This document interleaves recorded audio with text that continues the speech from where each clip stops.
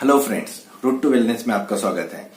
आज का जो वीडियो होने वाला है वो टीचर्स के लिए और पेरेंट्स के लिए, जिनके बच्चे 4 साल से लेकर 15 साल तक है, वो पेरेंट्स के लिए बहुत जरूरी होने वाला है। क्योंकि आज हम डिस्कस करने वाले हैं विजुअल फोकसिंग के बारे में। तो ये विजुअल फोकसिंग भी हम काफी सिंपल वे में समझने की कोशिश करते हैं। इसके इंपॉर्टेंस क्या है? इसका ज्यादातर इंपॉर्टेंस पढ़ाई से रिलेटेड होता है, मतलब स्कूल से रिलेटेड होता है। तो इसके लिए मैंने बोला है कि टीचर्स को बहुत जरूरी है। तो जैसे आपने देखा होगा कि क्लास में एक आध बच्चे की कंप्लेंट क्या आती है कि वो बुक्स कंप्लीट नहीं होता है, ब्लैक बोर्ड से कॉपी नहीं करता है, क्लास में बातें करते रहता है, किसी को पेंसिल मांगते रहता है, या तो खिड़की के बाहर देखते रहता है। तो इतनी सारी कंप्लेंट्स होती है। ये जो कंप्लेंट्स है उसके रीजंस भी अलग अलग होंगे, उसके रीजंस अलग अलग होते भी हैं। तो वो हम बाद में बाकी रीजंस भी बाद में डिस्कस करने वाले हैं, बट आज हम उनमें से एक रीजन लेने वाले हैं, उसका नाम है विजुअल फोकसिंग।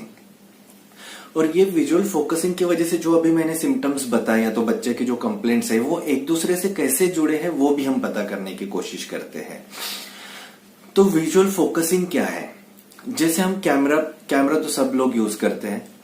तो कैमरा में आपने हमेशा देखा होगा कि जैसे आपको दूर की चीज कुछ कैप्चर करनी होती है तो आप कैमरा के लेंसेज फोकस करते हो, है ना।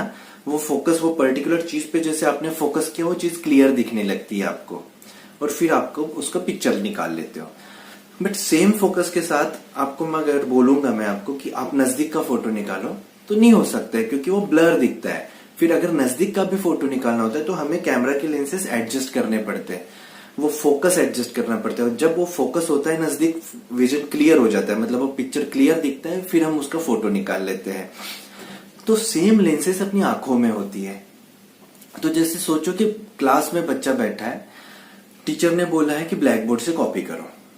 तो ब्लैक बोर्ड से कॉपी करते वक्त तो क्या करेगा, जैसे बोर्ड आगे है वो फोकस करेगा, देन वो फोकस करने के बाद अपने बुक पे फोकस करेगा, बुक पे फोकस करके क्लियर दिखा, फिर लिखेगा, फिर ब्लैक बोर्ड पे, फिर बुक पे। तो ऐसे इसमें उसका अगर फोकसिंग का अगर उसको प्रॉब्लम होगा तो वो प्रॉब्लम मिली सेकेंड का होता है। ऐसे बहुत ज्यादा नहीं कि वो बहुत देर तक वो देखते रहेगा, फिर बहुत देर तक, ऐसे इतना जरूरी नहीं है। कुछ सेकेंड्स का प्रॉब्लम होता है, कुछ मिली सेकेंड्स का प्रॉब्लम होता है, वो डिले होता है वो फोकसिंग में। तो उसकी वजह से क्या होता है, जैसे बाकी बच्चे जो होते हैं वो इससे जल्दी फिनिश कर लेते हैं, इसका थोड़ा सा बचा हुआ रहता है। तो जब टीचर पूछती है सबका हो गया लिख के, तो सब बच्चे बोलते हैं यस टीचर। फिर इसको आती है शर्म, मैं अकेला कैसे बोलूं नहीं हुआ है। फिर छोड़ देता है, सोचता है कि मैं कल पूरा लिखूंगा। फिर दूसरे दिन भी कोशिश करता है, दूसरे दिन भी थोड़ा सा बच जाता है, तीसरे दिन भी थोड़ा सा बच जाता है। फिर इसको लगता है कि हमेशा थोड़ा थोड़ा बाकी रहता है, काम करता हूं मैं, लिखता ही नहीं हूं, किसी का बुक बाद में लेके फिनिश कर दूंगा, है ना। काफी टाइम ऐसे होता है। तो फिर वो जब उसने डिसाइड किया कि आज लिखना ही नहीं है, तो फिर करेगा क्या क्लास में? फिर किसी को इरेजर मांगेगा, किसी को पेंसिल मांगेगा, या तो किसी के साथ बात करने की कोशिश करेगा, क्योंकि खाली बैठा रहेगा ना, करेगा क्या, तो कुछ ना कुछ रीजन से वो किसी से तो भी बात करने की कोशिश करेगा। अगर कोई बात नहीं करेगा तो फिर अकेला बैठा क्या करेगा, खिड़की के बाहर देखते बैठो। अगर ये किसी से बात करता है, खिड़की के बाहर देखते रहता है, तब टीचर का ध्यान जाता है, अरे ये लिख नहीं रहा है। फिर टीचर आते हैं, फिर वो देखते रहे इसकी तो बुक इनकम्प्लीट है, इसने तो कुछ भी लिखा नहीं है, तो हो सकता है इसको दिखता नहीं होगा, है ना। फिर एक तो उसको आगे बिठाते हैं, या तो कुछ करते हैं, मतलब कुछ मॉडिफिकेशंस करने की कोशिश करते हैं, या तो फिर प्रिंसिपल के पास लेके जाते हैं। फिर प्रिंसिपल पेरेंट्स को बुलाते हैं, फिर पेरेंट्स को ये बताते हैं कि ऐसे ऐसे प्रॉब्लम है, तो आप आंखों के डॉक्टर को, मतलब ऑप्थेल्मोलॉजिस्ट को दिखाओ। तो फिर वो ऑप्थेल्मोलॉजिस्ट के पास जाते हैं। फिर ऑप्थेल्मोलॉजिस्ट क्या चेक करते हैं, एक्यूटी चेक करते हैं। एक्यूटी मतलब क्या होता है, क्लियर दिखता है कि नहीं। तो क्लैरिटी, विजन का क्लैरिटी मतलब एक्यूटी होता है। तो जैसे हम आंखों के डॉक्टर के पास जाते हैं तो वो चेक करते हैं ना, बाकी आंखें भी चेक करते हैं, और बाद में वो पढ़ने के लिए बोलते हैं। वो दूर कुछ लिखा हुआ रहता है, वो लेटर्स होते हैं, वो लेटर्स पढ़ने के लिए बोलते हैं। तो ये बच्चे का प्रॉब्लम क्या, फोकस कम नहीं है, फोकस एडजस्ट करने का प्रॉब्लम है। तो इसके लिए जब वो उसको बोलते हैं कि आप वहां का पढ़ो, तो वो एक बार उसने फोकस एडजस्ट कर लिया कि वो छोटी सी छोटी चीज भी वो पढ़ पाता है। तो वो पढ़ने की वजह से फिर उसका एक्यूटी का जो रिजल्ट आएगा, जो डॉक्टर बताएंगे, इसको तो क्लियर दिखता है सब, मतलब इसकी आंखें नॉर्मल है। तो फिर क्या हुआ, एक तो बाद में हम सोचते हैं कि इसकी आंखें नॉर्मल है, पढ़ता नहीं है, लिखता नहीं है, मतलब इसको इंटरेस्ट नहीं होगा पढ़ाई में, है ना। या तो फिर आजकल एडीएचडी का बहुत चल रहा है, तो कोई भी छोटी छोटी चीज के लिए हम वो डायग्नोसिस को लगा देते हैं कि ये एडीएचडी है ना। तो ये एक तो अनडायग्नोस्ड रहेगा, मतलब इसकी जो तकलीफ है वो किसी को समझेगी ही नहीं इसका प्रॉब्लम, या तो मिसडायग्नोस्ड होगा, मतलब या तो गलत डायग्नोसिस होगा उसका कि इसको एडीएचडी है ना। तो इसके लिए अगर आप ऑप्थेल्मोलॉजिस्ट के पास जाते हो और उन्होंने आपको वो रिपोर्ट दे दिया कि वो क्लियर है, तो विजन क्लियर होने के बाद आपको इसका आगे का विजन चेक करने के लिए ऑक्यूपेशनल थेरेपिस्ट के पास जाना पड़ेगा। तो ऑक्यूपेशनल थेरेपिस्ट इसके लिए, इसके ऊपर मैंने एक बुक भी लिखी है, उसका नाम है विजन बियॉन्ड एक्यूटी। मतलब जो क्लियरिटी होती है विजन की, जो क्लियर दिखता है, सिर्फ वो क्लियर दिखना मतलब विजन नहीं है, इसके आगे भी विजन है, मतलब विजन बियॉन्ड एक्यूटी। उसमें मैंने सब एग्जांपल्स दिए है कि क्लास में फिर कौन सी तकलीफ रहेगी, मतलब ये विजुअल परसेप्चुअल स्किल्स बोलते हैं। इस स्किल्स में अगर पर्टिकुलर स्किल में तकलीफ रहेगी तो क्लास में कौन सी तकलीफ हो सकती है, उसके बारे में एक्सप्लेन किया है मैंने। तो अभी ये जो बच्चे होते हैं जिनको फोकसिंग विजन से रिलेटेड प्रॉब्लम होता है ना, वो क्या करते हैं पता है, आपने नोटिस किया होगा, अगर ये बच्चे को तकलीफ होती है ना, वो क्या करते हैं, एक साइड से ऐसे देखते हैं, वो देख के ऐसे फोकस एडजस्ट करने की कोशिश करते हैं। जो हम बोलते हैं ना, एक साइड से ऐसे क्यों देख रहा है, तो फोकस एडजस्ट करने की कोशिश करते हैं। या तो फिर वो एक आंख बंद करके, एक आंख ऐसे बंद करके पढ़ने की कोशिश करते हैं। उनकी आंखें जल्दी दर्द होने लगती है, थकान महसूस होती है उनकी आंखों में। तो ऐसे बहुत सारे प्रॉब्लम्स हो सकते हैं, मतलब वो अगर आप बारीकी से देखोगे तो ये तकलीफ वो बताएंगे बाद में आपको, तो उसका भी ध्यान रखना। ये आपके ऑप्थेल्मोलॉजिस्ट को भी दिखाना, और फोकस से रिलेटेड प्रॉब्लम होगा तो भी ये प्रॉब्लम हो सकती है। तो इसके लिए आप ऑक्यूपेशनल थेरेपिस्ट के पास जाओ, वो आपको बाकी भी जो विजुअल परसेप्चुअल स्किल्स जैसे मैंने बोली है वो भी असेस करेंगे, और जो तकलीफ है वो फाइंड आउट करके उसके लिए ट्रीटमेंट भी देंगे। तो ट्रीटमेंट मतलब ऐसे कोई मेडिसिन या कोई इंजेक्शन ऐसा नहीं रहेगा, वो एक्टिविटीज देंगे आपको जिससे आपकी जो स्किल है वो स्किल डेवलप होगी। आपके मतलब जो बच्चे की स्किल है वो स्किल डेवलप होगी।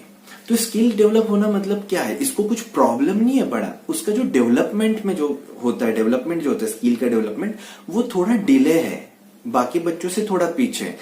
तो उसको आगे लाने के लिए हमें एक्टिविटीज देनी पड़ेगी उसको, वो स्किल को, और जितना हम प्रैक्टिस करेंगे, स्किल्स प्रैक्टिस से डेवलप होती है। तो इसके लिए आपको ऑक्यूपेशनल थेरेपिस्ट के पास जाना पड़ेगा, वो आपको असेस करेंगे, और वो असेस करने के बाद जो जरूरी ही ट्रीटमेंट है या तो एक्टिविटीज है, वो एक्टिविटीज देके उसका विजुअल फोकसिंग इंप्रूव करने की कोशिश करेंगे।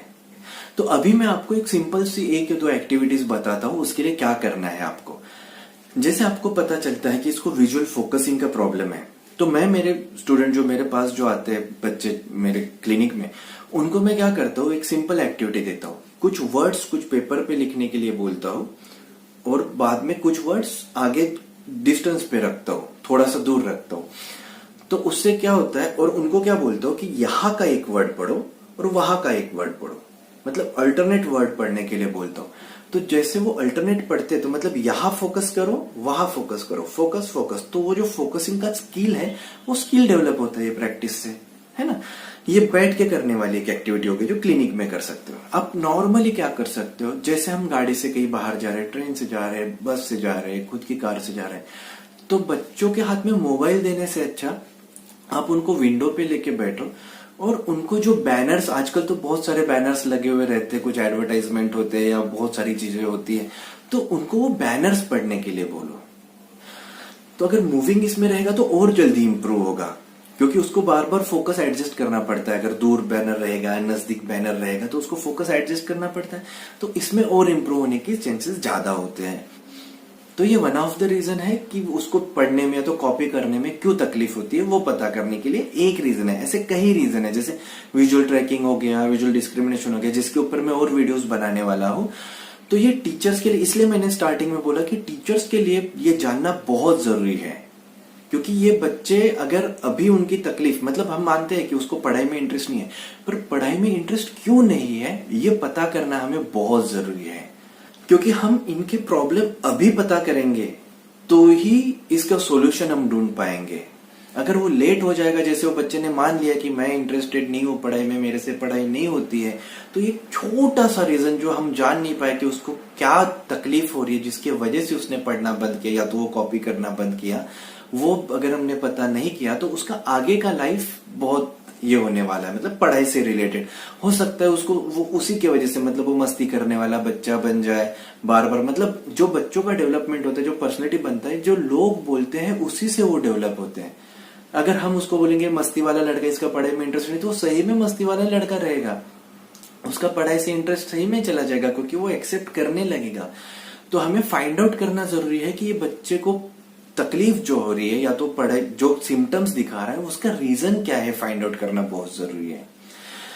इसलिए ये वीडियो जितना टीचर्स के साथ, आपके पहचान के जितने भी टीचर्स होंगे, प्लीज उनको फॉरवर्ड करो ताकि उनको समझ में आए। अगर उनकी क्लास में अगर बच्चा कोई नहीं पढ़ रहा है या तो किसी को तकलीफ हो रही है, या तो मैं आगे भी जो वीडियोस बनाने वाला हूं वो क्लास से रिलेटेड, उनकी पढ़ाई से रिलेटेड रहने वाले हैं, तो टीचर्स को फॉरवर्ड कीजिए, उनको बोलिए कि चैनल को सब्सक्राइब करें ताकि बाद में जब मैं वीडियोस बनाऊंगा तो उनको उसका नोटिफिकेशन मिलेगा और बाकी वीडियोस भी वो आसानी से देख सकते हैं। और तो हो सकता है उनके स्टूडेंट्स के साथ उनको बर्ताव करने में या तो उनको जानने में, स्टूडेंट को जानने में आसानी हो सकती है, या तो उनके प्रॉब्लम सॉल्व करने में आसानी हो सकती है। तो आज के लिए इतना ही। Thank you.